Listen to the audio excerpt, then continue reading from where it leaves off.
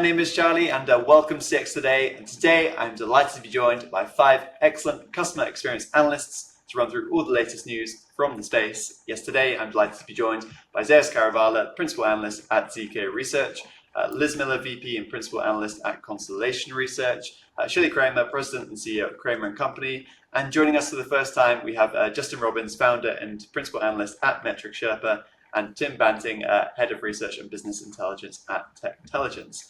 And it's great to have you all join me, and let's get right on into the news. And let's start from the big news from this week, and that is that Verint is set to be acquired by Thoma Bravo in a deal which values the tech provider at $2 billion, including debt. And once that deal goes through, Verint is set to merge with Calabrio, its big workforce engagement management rival. And this could have significant consequences for the space. It'd be great to have all of your hot takes. And I don't know, Justin, I might throw you into deep water and turn to you first. Ooh, Charlie, yeah, I love it. So, there were, I think, 2 fascinating things to me about this news. The first is how deeply embedded Verint is, not just in partner networks, but in a ton of other providers who have taken the strategy to leverage their technology to augment their stack. It's going to be really interesting to see the ripple effects that this has, both from a partner, but an overall roadmap standpoint. I think the other fascinating thing for me to watch and see is there's not only a lot of overlap in capabilities, especially on the workforce management side of things, but I think some interesting opportunities where you're going to see maybe some of the AI from Calabrio boost what's happening with Verint, and Verint, where they think about their strengths in surveys and broader beyond WEM.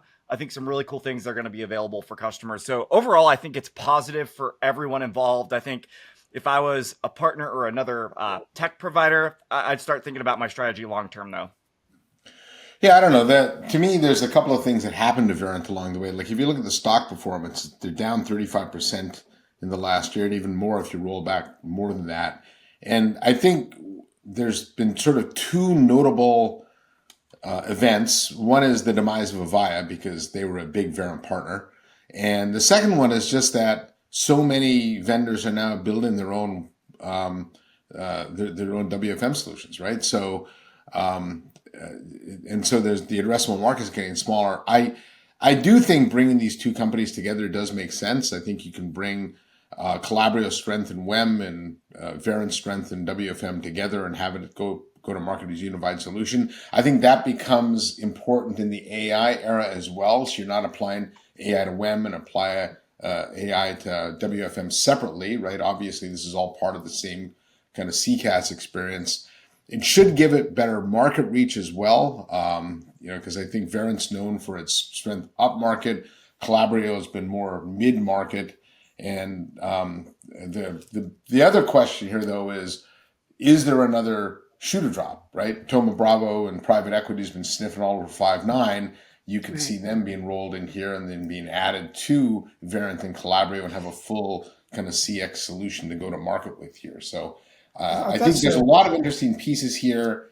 Historically, private equity is not been kind to communications, though. So we'll have to see how this plays out. But, of all the PE firms, Thoma Bravo knows how to turn companies around. So if somebody's going to do it, they're the right one to do it. Yeah, I think Zeus paints a really good picture there, because if you look at the opportunity, customers could benefit from significant efficiencies across a combined platform as long as it's executed well. And I think buyers have pretty much had it with multi-vendor stacks. I think enterprises want fewer integration headaches, and CIOs and CX leaders are sort of pushing for fewer contracts and tighter data unification. If data is the fuel that drives AI, they will probably want a single source of truth rather than having all these integration headaches. So I think, it's all in the execution. If they can pull it off, it's something up there that is on par with perhaps Genesis and NICE. But as Zaz points out, you're missing the sort of traditional contact center element there, I guess, to some degree. But I do believe this is a move towards a combined platform. I think they do have the CCaaS. It's just not many people appreciate the CCaaS that Verint brings to the table, right? And I think a lot of us still bear the stars of Kana. That's what right. They're missing. Well, right, but I think that the voice piece, the voice AI piece, is there, and that's integrated. The traditional telephony isn't there, and I think that's a fair statement. but I don't necessarily hear a lot of customers being like, oh my God, number provisioning, it's top of my IT strategy list, right? Like, I think that's also falling down the ladder. It shouldn't, let's say that out loud, but it's starting to fall down the ladder. I think the interesting thing here is, like, yes, there's a lot of stuff going on in the work portion of this. And there's a little stuff going on in the communication side of this. But for the last about year, I mean, what we've been hearing from Verint is really around that AI and that practical AI adoption. And you've seen that's where, as even some of their comm stuff has kind of, you've seen the stock go down, you've seen the prices go down, you've seen the work bookings go down, you've seen their AI bookings go up.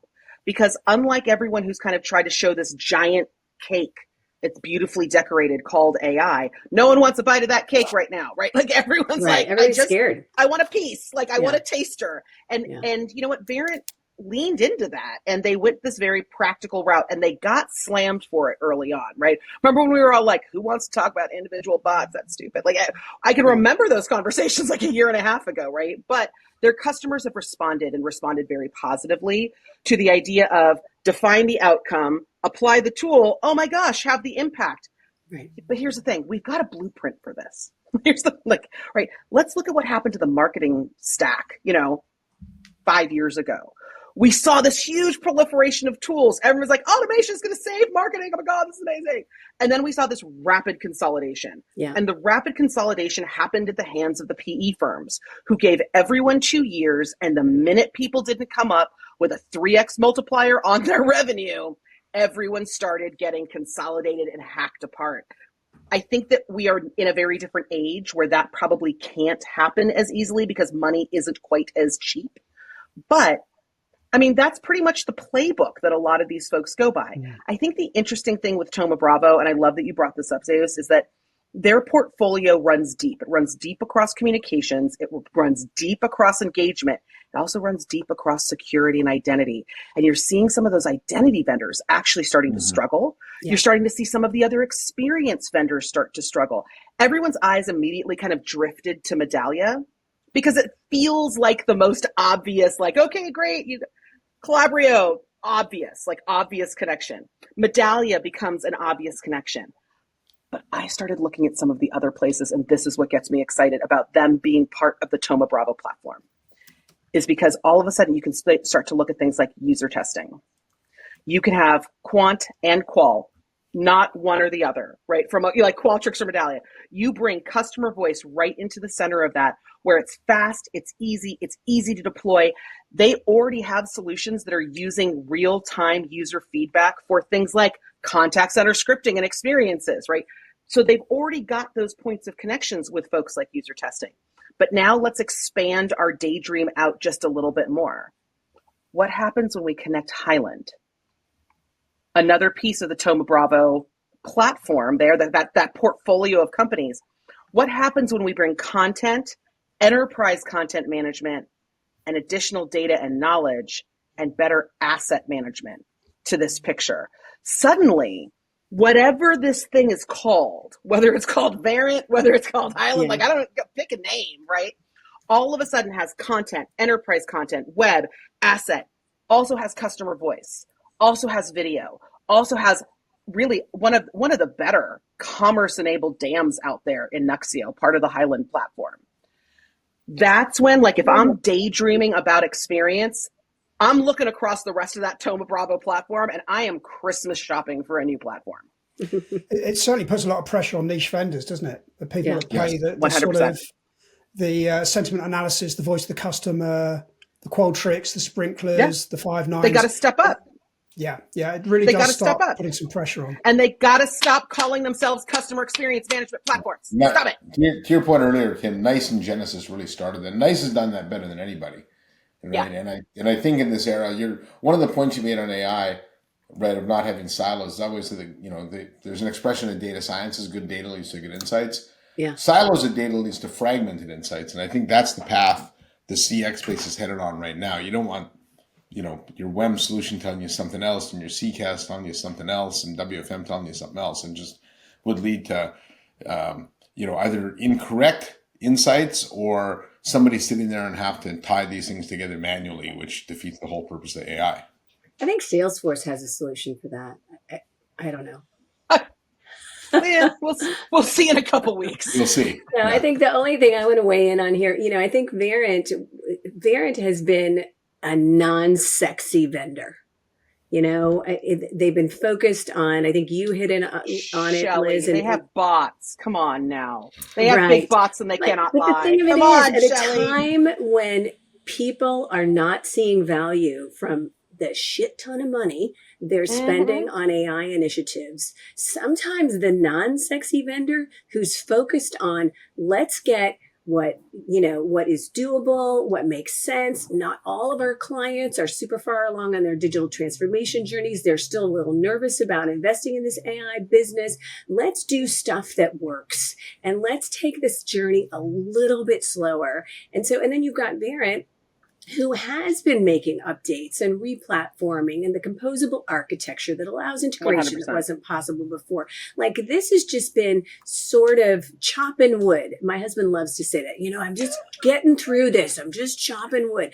But it's like, so I think that has served the company well. Now it's time to step up and to start really taking advantage of the conversational intelligence capabilities and that kind of thing. But I don't know that this strategy has necessarily been a bad one. And yes, Zeus, you mentioned the stock price and things like that. I mean, the reality of it is, I think we're going to know in a fairly short period of time how this is going to work. But the one thing, Liz, your comment about the Thoma Bravo portfolio and everything, I will tell you, as an avowed commitment phobe, the thought of making in life and in business, the thought of, just going all in on one platform that does everything else, how the hell do I ever get out of that if it sucks? That makes me very nervous. And I see a lot of that we're moving in this direction in the iOS of, the world and everything, but it still makes me a little nervous if I was the person, making a decision to purchase something like this. 100%. I mean, I think the reality here is too, we're going to have a CX reckoning, right? Because there are people who still think that CX equals contact center. Right.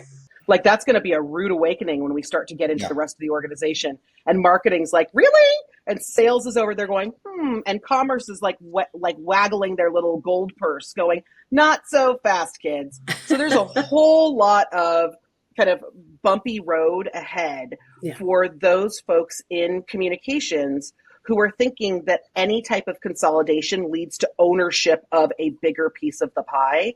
You're getting a bigger piece of the outcomes expectation. Yeah. And I think that goes back to the idea that Verint focusing on outcomes of AI before they focused on the overtly sexy of AI really came to the table with this idea that, hey, guess what? Outcomes equals saving your job. Saving your job's kind of sexy. Well, the other thing is outcomes lead to customer trust. And 100%. when you have customer trust and then you want to, upsell them something else, you want to take them along further on this journey, whatever, you've done me well, right? Yeah, I don't have to worry. I'm confident. And I think that goes a long way in these AI driven times. I was just going to say, let's not forget that outcomes are defensible, right? If I look at all of the pilots and struggles of the past 18, 24 months, it's like we didn't have real proof of the impact this had on our business, and we're still trying to figure that out. Verint said quickly, hey, we can show impact. And now if I'm a leader and I've been able to show the value of this, now I'm going to have an audience who's going to be willing to experiment and test places where maybe we don't have the outcome as well defined. Yeah. And I think that's what's interesting for people who were willing to bet and see the value from Verint from the beginning. And it gets to leave the walls. I think, Justin, it's an amazing point, right? Because so if I'm the leader of the contact center and I'm like, oh, wait, you guys aren't getting outcomes from those random acts of automation that you've been experimenting in for the last 12 months? It's so weird. Let me show you my 10. And all of a sudden, commerce is going to look at that and be like, well, what if we started a bot group that did this? So all of a sudden there is application for Verint outside of contact center and outside of service. It starts to look at where you can connect. And to Shelly's point, that composable architecture makes that happen. But I think very importantly, to Zeus's point, it breaks down and pokes a hole through that impermeable silo wall that had been capturing service data and then keeping it there to die and fester. Now all of a sudden you're starting to see these AI bots poke holes through that wall, and that's going to be wildly important because I don't care how many times people are like, we're gonna, where this is all leading. Okay, how many times have we heard vendors in the communications space tell us that they're going to start to own the data now? I'm like, are you? That's cute. No. You can help collectivize it and make it usable for everyone else. Let's try not to own it.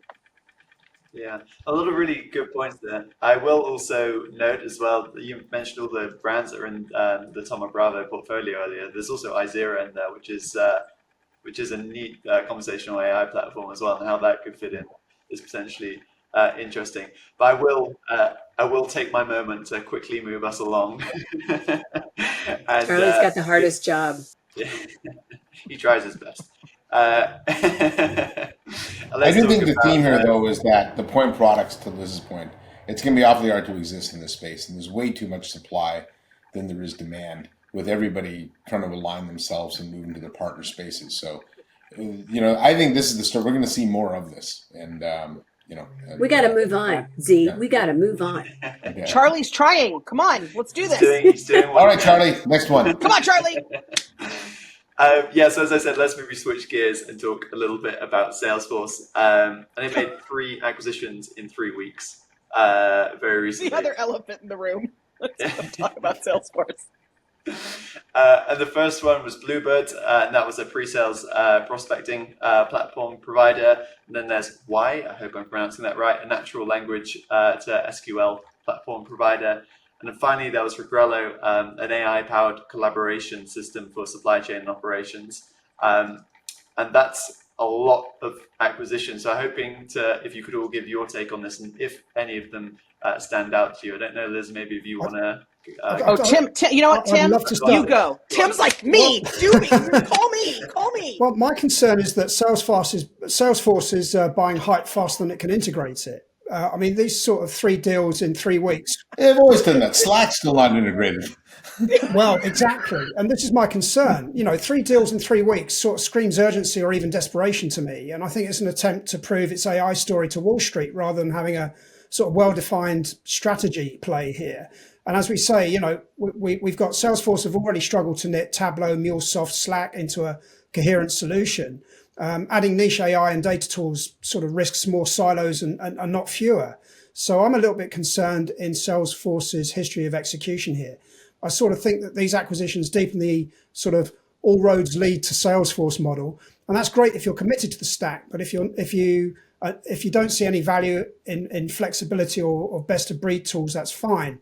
But I do have some concerns around this agentifying the enterprise. In practice, it could just mean more bolt-on co-pilots with some sort of uneven adoption. So that's my sort of starter there. I'm not sure if Salesforce building an AI empire is sort of by stacking acquisitions on top of each other is the right approach. I think the main question is whether or not buyers get real integration or just more complexity in the stack. Charlie did not warn us, Tim, that you were going to be this spicy. I like it, and I'm totally here for it. Like, I'm 1,000% here for it, but that was spicy, and I like it. Yeah, they're going to change it into Silo Force, by the way. Oh, God.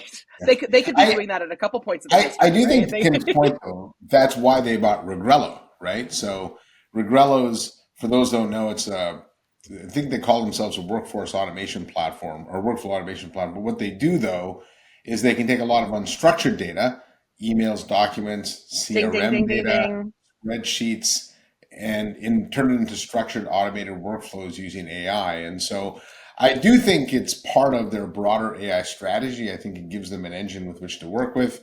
Y and Bluebirds, to me, help with more data, but to your point, more data in silos doesn't do them any good. And so I think, to me, Regrello was really the key to all these acquisitions. Yeah.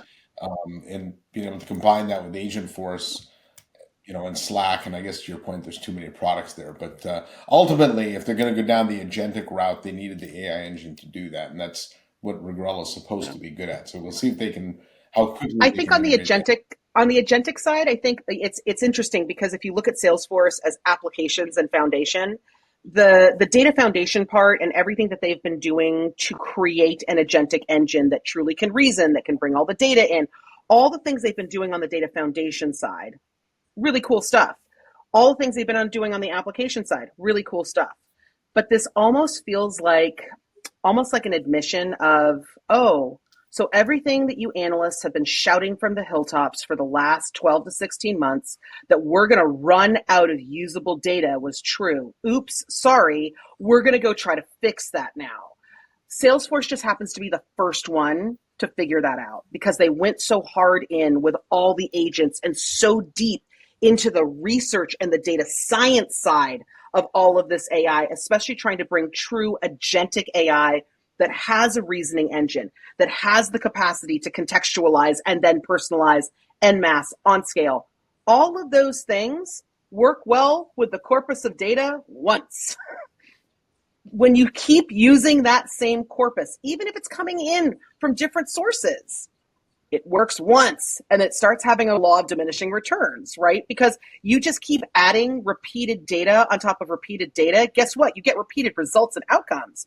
You don't get continuous improvement. And the promise of agentic is that it autonomously acts based on continuous improvement. It's not that it just does the same over and over again. That's the chopping wood scenario that Shelly was talking about, right? If I'm just trying to get through it, I'm just chopping wood. But if I'm trying to really hit agentic, I have a reasoning engine. I'm sitting over here trying to continuously bring in new data. And to Zeus's point, where's the hardest data in the enterprise at the moment? It's not the transactional data that Salesforce has in spades. It's not even the transactional or the event-based data that Salesforce has in spades. It's the structured data that we can't get out of the enterprise. It's why every organization has to actually be actively thinking about what does knowledge mean for their organization. And it's not the FAQ. It's not the cute knowledge center that we've had over in Zendesk all this time. That's not it. That ain't it. Like, stop calling that it. Knowledge and a knowledge graph for the enterprise is going to look, feel, and be very different. And it's going to rely on structured data constantly coming in and refilling that coffer so that our reasoning engine is actually having new things to think about and autonomously then go and react towards. We don't have that right now. So I think that the move, while a bit of a concern on the surface, it may actually be Salesforce getting ahead of the data failure point that's going to happen. It's going to happen in the next 9 months where you start to see organizations be like, uh-oh. Right? It's going to come fast. To your point, though, Liz, it's not just about not having enough data. It's about the fact that data is the foundation for success for any AI initiative. I mean, we know 100%. This is the gospel we've been preaching forever, right? And the reality of it is, in many instances, data management, data use, everything is really a challenge for many, many organizations. We are not there yet. And so I think when you look at all of these acquisitions, there's a common theme. They all relate to data. And, you know, if Agentforce's underlying data is incomplete, outdated, or inconsistent, agent insights will not be reliable, right? And so it could trigger lots of things. Right. They'll work once and fail forever. So you know, there are some big issues here in data bloat and fragmented databases and security and compliance, which we spoke about earlier. I mean, all of these things are a huge deal. So I think we're seeing across all of these acquisitions a nod to the data problem and how are we going to address this? Because you know what didn't solve the data problem? No ETL. Mysteriously, so strange that did not solve the data problem. Yeah. But what do we know? Absolutely. Excellent. I will take my opportunity once again to step in and quickly move us along to the next topic. And it's quite a big pivot here, but this is a really interesting one. It's around this new proposed bipartisan bill in the US, which is being introduced that will require contact center agents to immediately disclose their location and whether they are AI. It's called the Keep Call Centers in America Act of 2025. So it would be great to hear what you. Tim, did you just want to take this one? Tim, did you just want to go ahead and start? I'll give you an idea. Well, my impression as someone that is non-resident in the US is that regulation's catching up because the industry's self-regulation has failed. So I think from a consumer perspective, you get endless IVRs, robocalling, you get failed AI chatbots, and all of that's eroded trust. And we spoke about trust earlier. Legislation is the backlash, I think, perhaps proving in some cases that bad CX design has overreached. I think from an enterprise perspective, if the bill's passed, it will force companies to maintain a human safety net and that potentially means higher labor costs, more training, perhaps more renewed focus on the human agent experience. But I think it does make AI first pitches suddenly look very fragile. When you look at the predictions of AI promising 95% automation, that needs to be dialed back. And I think vendors are going to have to reposition AI as augmented intelligence rather than a complete replacement for agents. So I've got mixed feelings on this one, Tim, and you live in a country where you guys overregulate everything. The goal of this, when you read the preamble to this, and first of all, a bipartisan bill is a joke because we all know there's no such thing. But correct. The goal is to keep American jobs and improve customer experience at the same time. And so if you were to look at the pros of this, obviously you're mandating jobs stay here, right? You give consumers transparency and choice, and they're able to go to a human agent. I think though, and I've tried to think about this in terms of other historical trends. So if you think of the shift to online banking, right? Then people said initially, I'm never going to use a machine to deposit checks and stuff. We do that on our mobile devices.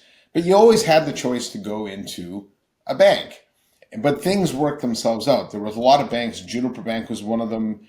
Venmo was another one. Initially, when they came to market, they actually had no voice agents because they thought that with their demographic, they wouldn't need them. Frontier tried to get rid of all their people, right? Or at least their live experience. But what happens is consumer demand gets to the point where you bring them back.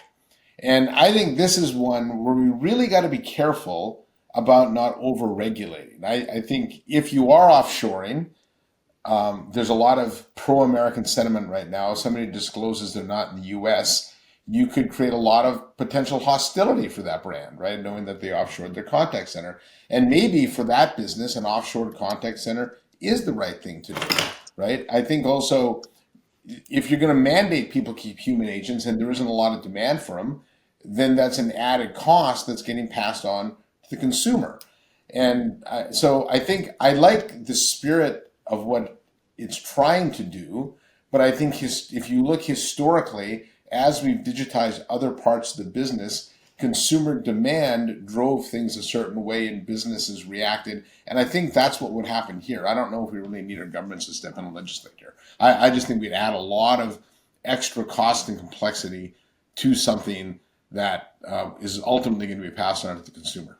Yeah, so let's build on that for a minute. I agree with you that it's well intended for a number of reasons, but let's be honest, unless you're wildly racist or just completely unrealistic, most people don't go into an interaction wondering, where are you located and are you trying to pull one over my head? No, we know, if we look at consumer data, people want to self-serve and they want to be understood. They want to get their, whatever their thing they're calling about, they just want to get it resolved. And, I think that certainly there have been bad actors in terms of trying to hide whether or not it was AI, trying to fully automate it. Tim, I would disagree that most businesses I talk to are not thinking about AI from a full automation standpoint, and it is intelligence and augmenting human capacity. But I think the key lesson here is let's take a step back and let's think about, what do people fundamentally want? Right? They want transparency and they want trust. And ultimately, they just want to get their issues solved. And Zeus, to your point, complexity and cost, nobody wants that. And that will be the outcome if we push this too far. I think the background on this is also really important to kind of bring into the conversation, which is the folks who are, again, bipartisan bill, we'll leave those words out of it, right? Everything's partisan these days. But where the bill's origin comes from are from two very different customers' experiences that both led to not having their issues resolved. One was quite serious, hey, I want to try to figure out, on medical bills, what's happening.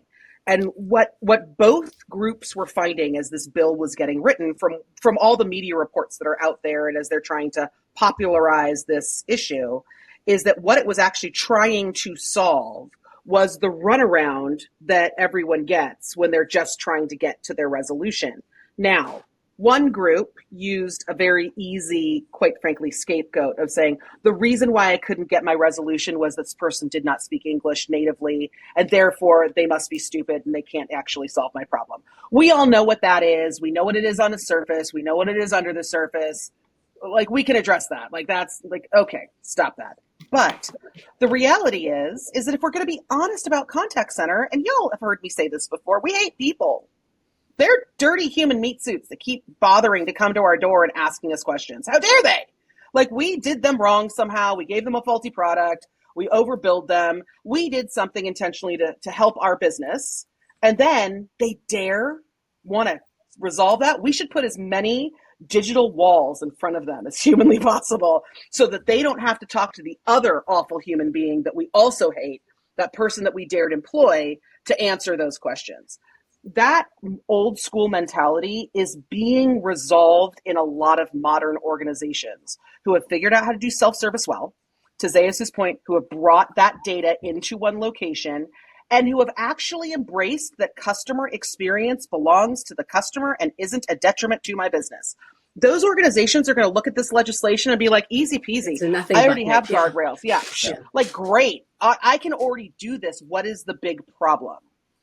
The big problem are going to be those underbelly organizations that are like, I want to fire all my people, I hate my customers, and I want to put 97 different things in their way so they can't possibly get anywhere other than rage screaming agent, and haha, now you're rage screaming agent to an AI who does not care.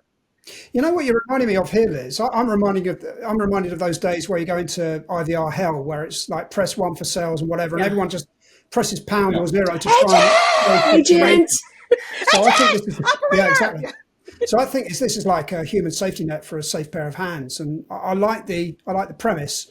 But then, I know that there's legislation being passed about AI-driven cars, and you can't resolve that yet. So the legislation's so poorly written, per usual. Like, shocking. As the norm, it's so poorly written. The intention is actually quite good in multiple places, but it doesn't understand the reality. In some ways, the intention is good, but come on, let's be honest. I mean, we have a current xenophobic political atmosphere here in the United States. We've got declarations making English the, primary language here in the United States. Which they are speaking when they're answering the phone, like that. In fairness. And so, forcing contact center agents, I mean, this is the language, forcing contact center agents to immediately disclose their location. Like, this is less about AI and more about, America first, and, offshoring contact centers is not American, and keep call centers in America. And all like, Shelly, you and I can, we can remember having done this before, right? Remember, in the 80s when they're like, offshoring is terrible. I know. I don't want to hear. And you're like we've watched this pendulum swing. Dear God, can we just not let it swing again? But then we're talking about mandates here, and proposed mandates that will notify the Department of Labor a minimum of 120 days in advance before outsourcing, and companies that do this will get their names on a public list of employers who are offshoring call center lists so that we can shame them because they're not American, and every company on that list is going to be there for 5 years unless they relocate an equal number or the same number. I mean, come on. This is not about protecting customers from AI. This is about America First nonsense. The funniest thing that happened to me yesterday, I swear this is exactly what happened. I kept getting called by the same number that had a 747 area code, which is one of the area codes here in the San Fernando Valley in Los Angeles. And I'm like, okay, you call me 4 times. I have a strict rule too.